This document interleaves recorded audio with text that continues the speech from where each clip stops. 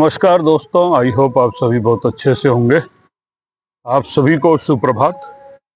और अभी मैं हूँ श्रीनाथपुरम स्टेडियम में। अब बारिश थम सी गई है। इस बार अच्छी बरसात हुई है और मौसम भी ठंडा है, थोड़ा हल्की हल्की धूप भी है और प्रकृति के बीच हम हैं तो अच्छा लग रहा है। और कुछ दूरी पे बहुत से लोग जैसे जिनको गीत संगीत की रुचि होती है वो अपना जो सिंगिंग में लगे हुए हैं, तो अच्छा ही लग रहा है भाई। उनकी भी स्वर हमारे साथ कनेक्ट हो रहे हैं और गीत भी बड़ा अच्छा है कि जिंदगी की न टूटे लड़ी, प्यार कर ले घड़ी दो घड़ी। एक मुझे छोटा सा प्रसंग याद आ रहा है। एक बार एक सेठ जो जौहरी था, मतलब पैसे वाला, तो उसका असामयिक मृत्यु हो गई, डेथ हो गई। तो जब उसकी डेथ हो गई तो घर पे आर्थिक संकट आया। तो उसकी वाइफ ने उसके बेटे को कहा, उसके बड़े बेटे को, दो बेटे थे तो जो बड़ा वाला बेटे को, कि बेटा ये हार है कीमती नगीनों वाला, तो तुम ऐसा करो कि अपने जो चाचा, उसके जो चाचा थे वो भी जौहरी थे, तो उनके पास ले जाओ और उसको हार को बिकवा देंगे तो कुछ पैसे आ जाएंगे, हमारा जीवन चलेगा मतलब उससे। तो जब वो जौहरी का बच्चा उस हार को लेके अपने चाचा के पास गया तो उसके चाचा ने हार को देखा, बोला भाई चाचा इस हार को बेचना है ताकि कुछ पैसे आ जाएं। तो उसके चाचा ने उस हार को देखा और हार को देखते वो समझ गए तो नकली हार है, कोई असली इसमें रत्न नगीने हीरे जवाहरात नहीं जड़े हुए हैं, ये नकली है। और अगर मैं अपने इस भतीजे को, इस बच्चे को कह दूंगा कि ये तो बेटा नकली है, इसकी कोई कीमत, खास कोई कीमत नहीं मिलेगी, तो बच्चा यही सोचेगा कि हमारा बुरा वक्त आ गया तो चाचा भी बेईमानी कर रहे हैं, हमारा बुरा वक्त आ गया तो चाचा भी बेईमानी कर रहे हैं, चालाकी कर रहे हैं।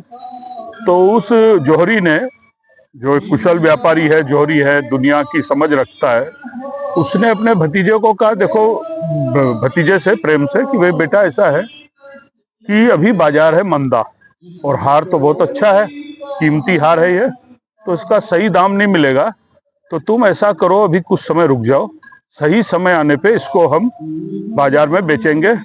तो तुम ऐसा करो, कल से मेरे पास आओ, काम सीखो और तुम्हें मैं कुछ वेतन भी दिया करूंगा जिससे तुम्हारा रोजमर्रा का खर्चा निकले और धीरे धीरे तुम काम सीखो।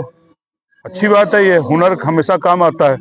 तो लड़के को भी अपने चाचा की बात समझ आ गई और वो अपने चाचा की दुकान पे आके काम सीखने लगा, रत्नों को पहचानना, परखने का काम और ये सब चीजें, व्यापार का उसको आइडिया होने लगा। और धीरे धीरे चूंकि वो अपने चाचा के यहाँ काम कर रहा था, उसको कुछ तनख्वाह भी मिल रही थी, तो उसके परिवार की भी हालत जो थी खराब हुई थी, वो पटरी पे आने लगी।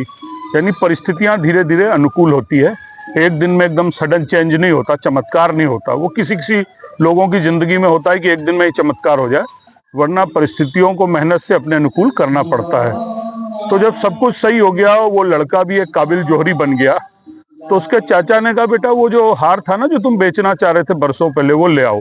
तो वो हार ले आया लड़का। अब चाचा ने कहा कि बेटा इसको क्या है, तुम गौर से देखो और बताओ इस हार की कीमत क्या है।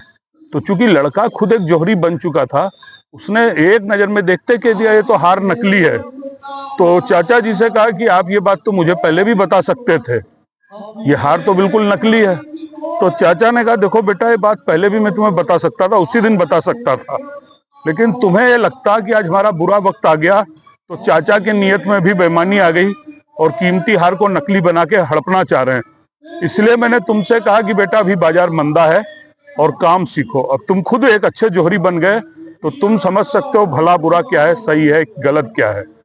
तो उस लड़के को लगा, देखो चाचा की सोच कितनी अच्छी थी, उन्होंने खुद मुझे इस काबिल बनाया कि मैं सही गलत को पहचान सकूं, और तब मैंने जाके इस हार की कीमत जानी कि ये तो नकली हार है, इसकी बाजार में कोई खास कीमत नहीं है। तो दोस्तों, जो भी हमारे हित चिंतक होते हैं वो ये नहीं चाहते कि हम उनके पीछे चलें, बल्कि हम अपने अंदर वो बुद्धि, उस कौशल का विकास करें कि दुनिया की अच्छी बुरी चीजों को हम समझ सकें और बुरी चीजों से सतर्क रह सकें। तो ये चीजें अनुभव से आती है और अनुभव एक दिन में हासिल नहीं होता, आप काम करते हैं, सीखते हैं, दुनिया को समझते हैं। तो हमेशा हमारा प्रयास ये होना चाहिए कि हम न तो किसी से धोखा खाएं, न किसी को धोखा दें, तो जीवन में सतर्क रहें और निरंतर कुछ न कुछ सीखते रहें। आपका दिन शुभ हो। धन्यवाद। जय हिंद।